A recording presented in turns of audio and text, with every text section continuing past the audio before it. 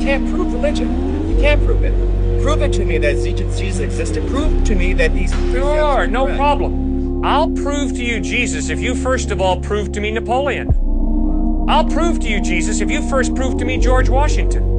I'll prove to you Jesus if you first prove to me George Washington Carver. Don't prove the person's existence. I'm saying prove the ideas that the person talks about. Prove to me what there's a heaven that's up there.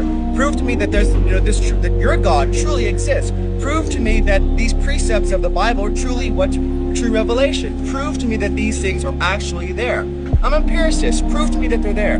All right, I'll do that. If first of all you prove to me that your taste buds are telling you the truth when they tell you you're drinking sour milk. The secondary rationale, some things you can't prove, so then you fall upon faith. Some things you can't prove. Sir, I'm sorry, I haven't communicated clearly. Sir, you can't prove a thing. To prove means to show it cannot be another way. You cannot prove a thing in life. You as a thinking human being don't base your life on proof. You base your life on evidence. What does the evidence point to? And you follow the evidence. To prove means to show it cannot be another way. What can you prove in life? Prove to me we're having this conversation right now. You can't prove it. We might be dreaming. But the evidence is we're having this conversation. So the evidence is God exists. The evidence is the order and the design of the cosmos point to an intelligent mind. Moral absolutes point to some moral giver, lawgiver. Life comes from life.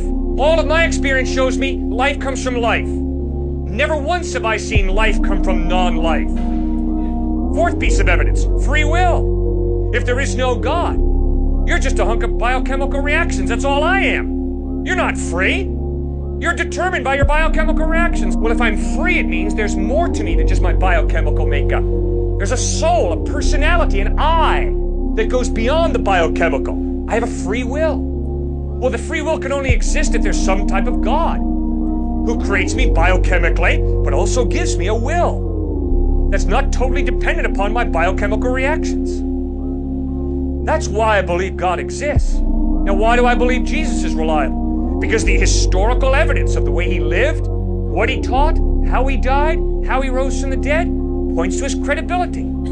If you live like Jesus lived, if you teach what he taught, if you died the way he died, loving and forgiving your enemies, and if 3 days later you rise from the dead, sir, I will listen very closely to everything you have to say, because the evidence is you're trustworthy.